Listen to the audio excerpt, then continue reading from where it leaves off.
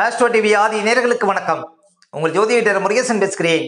இன்றைய பதிவில் சிம்ம ராசிக்காரர்களுக்கு இந்த ஜூலை மாதத்தில் என்னென்ன பலன்கள் நடக்க இருக்கிறது என இன்றைய பதிவில் நாம் பார்க்க இருக்கிறோம். தமிழுக்கு குரோதி வருடம் ஆனி மாதம் 17ஆம் தேதி முதல் ஆடி மாதம் 15ஆம் தேதி வரை, ஆங்கில தேதிக்கு ஜூலை 1ஆம் தேதி முதல் 31ஆம் தேதி வரை. சிம்ம ராசிக்காரர்களுக்கு இந்த ஜூலை மாத கிரக நிலவரங்களை பார்த்தோமானால், ராசிக்கு 2ஆம் இடத்திலே கேது, 7ஆம் இடத்துல சனி, 8ஆம் இடத்துல ராகு, 9ஆம் இடத்துல செவ்வாய், 10ஆம் இடத்துல குரு, 11ஆம் இடத்துல சூரியன் சுக்கிரன், 12ஆம் இடத்துல புதன் சஞ்சரிக்கிறார்கள். அதே போல இந்த மாத கிரக பயிற்சிகளை பார்த்தோம்னா, ஜூலை 7ஆம் தேதி சுக்கிர பகவான் விரயஸ்தானத்தில் அமர இருக்கிறார். ஜூலை 11ஆம் தேதி செவ்வாய் ராசிக்கு 10ஆம் இடத்துல அமர இருக்கிறார். ஜூலை 17ஆம் தேதி சூரியன் பார்த்தீங்கன்னா ராசிக்கு விரயஸ்தானத்தில் அமர இருக்கிறார். இதுதான் பார்த்தீங்கன்னா இந்த மாத கிரக பயிற்சிகள். அடுத்து சிம்ம ராசிக்காரர்களுக்கு இந்த ஜூலை மாதத்தில் என்னென்ன பலன்கள் நடக்க இருக்கிறது என இன்றைய பதிவில் நாம் பார்க்க இருக்கிறோம். இப்போ சிம்ம ராசிக்காரர்களுக்கெல்லாம் பாருங்க, ராசிக்கு 10ஆம் இடத்துல குரு பகவான் சஞ்சாரம் செய்து கொண்டிருக்கிறார். இன்னும் கிட்டத்தட்ட ஒரு 11 மாதத்திற்கு ராசிக்கு 10ஆம் இடத்துல குரு பகவான் சஞ்சாரம் செய்வார். அதே போல 2025 மார்ச் வரையும் பாருங்க, சிம்ம ராசிக்காரர்களுக்கு கண்டக சனி காலம். சனி பகவானின் நேரடி பார்வை உங்கள் ராசிக்கு விழுந்து கொண்டிருக்கிறது. இதனால் பாருங்கள், உங்களுக்கு உடம்பு அசதி, சோம்பல், எந்த ஒரு காரியத்திலையும் கொஞ்சம் தடுமாற்றம், ஒரு வேலை பாருங்கள் அந்த வேலை இழுத்துக்கிட்டே போகிறது, ஒரு மந்த நிலை, இதெல்லாம் கொஞ்சம் இருக்கும். உடல் ரீதியாகவும் மன ரீதியாகவும் பாதிக்கப்பட்டிருக்கிறார்கள் சிம்மராசிக்காரர்கள் கண்டகசனி காலகட்டத்தில் அப்படின்னு சொல்லலாம். அதே போல் முக்கியமாக கணவன் மனைக்குள்ள பிரச்சனை, கூட்டு தொழில் செய்யக்கூடியவங்களுக்கெல்லாம் பாருங்கள் தொழில் பார்ட்னருக்குள்ள பிரச்சனை, வியாபாரத்தில் கொஞ்சம் கொஞ்சம் சரிவுகள், இதெல்லாம் கொஞ்சம் சிம்மராசிக்காரர்களுக்கு இருக்குங்க. 10ஆம் இடத்துல குரு இருப்பதனால இந்த கண்டகசனி காலகட்டத்தில் உத்தியோகத்தில் இருப்பவங்க ரொம்ப கவனமாக இருக்கணும். இன்னும் சொல்ல போனால் 10ஆம் இடத்துல குரு சஞ்சாரம் செய்யக்கூடிய காலகட்டத்தில் தான் நிறைய பேருக்கு உத்தியோகத்தில் இழப்பு வரும். உத்தியோகத்தை வலுக்கட்டாயமாக இழக்கக்கூடிய சூழ்நிலை வரும் நிறைய பேருக்கு. இந்த உத்தியோகத்தில் டீ ப்ரமோட்டு, தேவையில்லா இடமாற்றங்கள், மேலதிகாரிகள் தொல்லை, இதெல்லாம் நிறைய இருக்கும். அதனால் உத்தியோகத்தை விடக்கூடாதுங்க. சிம்மராசிக்காரர்கள் 10ஆம் இடத்துல குரு இருக்கிற வரையும் உத்தியோகத்தில் ஒரு முழு ஈடுபாட்டோடு இருந்தீங்கன்னா வரக்கூடிய சவால்களை நம்ம எதிர்கொள்ள முடியும். சரி, இப்போ இந்த மாதம் எப்படி இருக்கு அப்படின்னு பார்த்தீங்கன்னா, 11ஆம் இடத்துல சூரியன் சஞ்சாரம் செய்கிறார். இது ஒரு மிகப்பெரிய சிறப்பு. ஜூலை 17ஆம் தேதி வரையும் சிம்ம ராசிக்காரர்களுக்கு டாப்பாக இருக்கும். ஏன் அப்படின்னு பார்த்தீங்கன்னா, உங்கள் ராசிக்கு அதிபதியே லாபஸ்தானத்தில் இருக்கிறார். அப்போ தொட்டதெல்லாம் பொன்னாகும். எடுக்கக்கூடிய அத்தனை முயற்சிகளிலும் வெற்றி கிடைக்கும்.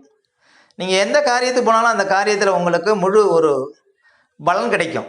ஏன் அப்படின்னா, உங்கள் ராசிக்கு அதிபதி லாபஸ்தானத்தில், அதுவும் சுக்கிரனோட சேர்ந்து சஞ்சாரம் செய்கிறார். சுக்கிரனோட சேர்ந்து இருப்பதனால உங்களுக்கு பணப்புழக்கம் அதிகரிக்கும், வாகன யோகத்தை கொடுக்கும். அப்போ ஜூலை ஒரு 17ஆம் தேதி வரையும் உங்கள் ராசிக்கு அதிபதி லாபஸ்தானத்தில் இருப்பது மிகப்பெரிய சிறப்பு. அதே போல் இந்த மாதம் இன்னொரு சிறப்பு என்னன்னு பார்த்தீங்கன்னா, சிம்ம ராசிக்காரர்களுக்கு யோகாதிபதி செவ்வாய் பகவான் 10ஆம் இடத்துல அமர இருக்கிறார். பொதுவாக செவ்வாய் 10ஆம் இடத்துல சஞ்சாரம் செய்வது சிறப்புங்க. அதுவும் இன்னும் சொல்ல போனால் 5ஆம் அதிபதி குருவோட சேர்ந்து சஞ்சாரம் செய்கிறார். அப்போ 4க்கும் 5க்கும் அதிபதியாக உள்ள கிரகங்கள் 10ஆம் இடத்துல இருக்கிறாங்க. அதே போல் 8க்கும் 9க்கும் அதிபதியாக உள்ள குரு செவ்வாய் ராசிக்கு 10ஆம் இடத்துல இருக்கிறாங்க. இது ஒரு சிறப்பு தான்.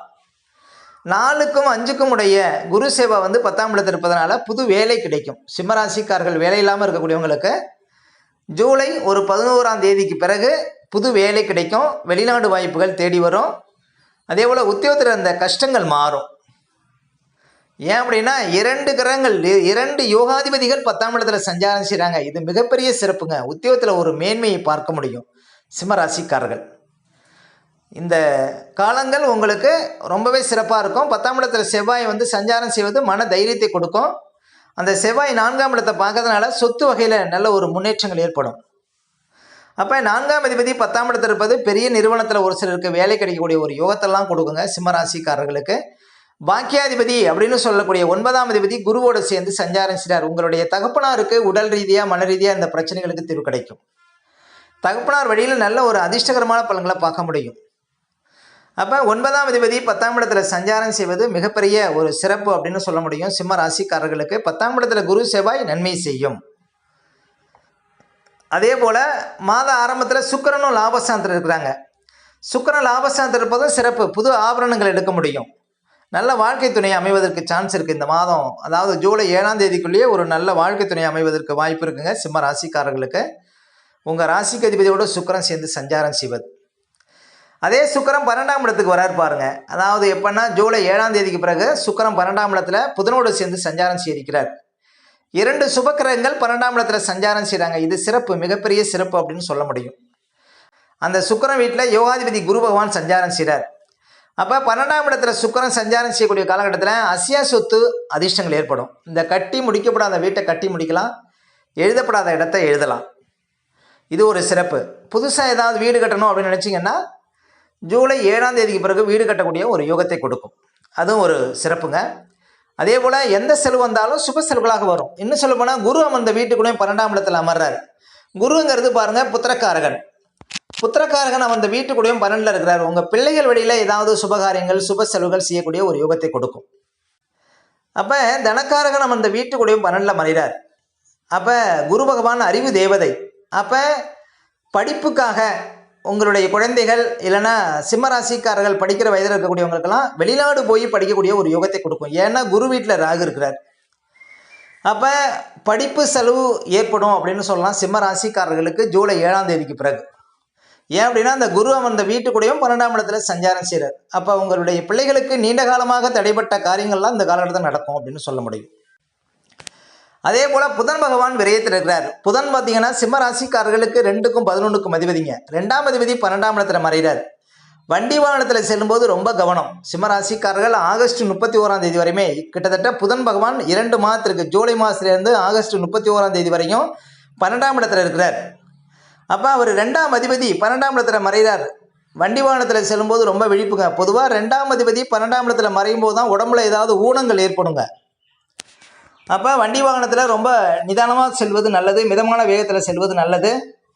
அதே போல் ஒரு வாக்காதிபதிங்கிறதுனால பேச்சு விஷயத்தில் கவனமாக இருக்கணும். யாருக்கும் பாருங்கள் வாக்கு கொடுக்கக்கூடாது. அதாவது நாணயங்கள் கொஞ்சம் கெட்டு போகும் அப்படின்னு சொல்லலாம். 2ஆம் அதிபதி 12ஆம் இடத்துல மறையுது. அதாவது கொடுத்த பணத்தையும் வாங்க முடியாது, வாங்கின பணத்தையும் கொடுக்க முடியாதுங்க. அப்போ பணம் சார்ந்த விஷயத்தில் கொடுக்கல் வாங்கல் சார்ந்த விஷயத்தில் கொஞ்சம் விழிப்பாக இருக்கணும். 2ஆம் அதிபதி 12ஆம் இடத்துல மறைவது சிம்மராசிக்காரர்கள் ஆகஸ்ட் 31ஆம் தேதி வரையுமே அதாவது கொடுக்கல் வாங்கல் விஷயத்தில் ரொம்ப விழிப்பாக இருக்கணும் சிம்மராசிக்காரர்கள். அப்போ புதன் மறைவது பாருங்கள், உங்களுக்கு அவர் லாபாதிபதிங்கிறதுனால மூத்தோர்கள் இருந்தாங்கன்னா அவங்களுக்கு ஏதாவது திடீர் செலவுகள்லாம் கொடுக்கும். உங்களுக்கு மூத்தோர்கள் இருந்தாங்கன்னா அவங்களுக்கு சுப செலவுகள் செய்யக்கூடிய ஒரு வாய்ப்புகளை கொடுக்குங்க சிம்மராசிக்காரர்களுக்கு. இப்போ மொத்தத்தில் இந்த மாதம் பார்த்தீங்கன்னா மாத ஆரம்பத்தில் உங்கள் ராசிக்கு அதிபதி லாபஸ்தானத்தில் இருக்கிறார். அது ஒரு மிகப்பெரிய சிறப்பு. உங்கள் ராசிக்கு அதிபதி லாபஸ்தானத்தில் இருக்கும்பொழுது ஜூலை 17ஆம் தேதி வரையும் நினைத்த காரியங்கள் கைகூடும். நீங்கள் எங்கே போனாலும் அந்த காரியத்தை வெல்ல முடியும். அப்போ ராசிக்கு அதிபதி லாபஸ்தானத்தில் இருக்கக்கூடிய காலங்கள் மண்ணா லாபம் பெண்ணா லாபம், தொட்டதெல்லாம் லாபத்தில் முடியும். சிம்ம ராசிக்காரர்கள் ஒரு வியாபாரம் பண்ணக்கூடியவங்க, ஒரு தொழில் பண்ணக்கூடியவங்களுக்குலாம் நல்ல ஒரு வளர்ச்சி கிடைக்குங்க. ஜூலை மாதம் 17ஆம் தேதி வரையும் சூரியனுக்கு லாபஸ்தானம் சிறப்புங்கிறதுனால, அதுவும் ஒரு உங்கள் ராசிக்கு அதிபதிங்கிறதுனால எதையும் வெல்லக்கூடிய ஒரு பராக்கிரமங்கிறது உங்களுக்கு கிடைக்கும். அப்போ சிம்ம ராசிக்காரர்களுக்கு மாத கிரகங்கள் ரொம்ப சப்போர்ட்டாக இருக்கிறதுனால இந்த மாதம் அதிர்ஷ்டத்தை பார்க்க முடியும் சிம்ம ராசிக்காரர்கள். ஓகே, இந்த வீடியோ பிடிச்சிருந்தா ஒரு லைக் கொடுங்க. உங்கள் கருத்துக்களை இந்த கமெண்ட்ஸில் பதிவிடுங்க. நம்ம பல வீடியோ கொடுக்க இருக்கிறோம். நம்ம சேனலை சப்ஸ்கிரைப் பண்ணுங்கள். பக்கத்தில் வரும் பெல் பட்டனை கிளிக் பண்ணுறேன். நன்றி, வணக்கம்.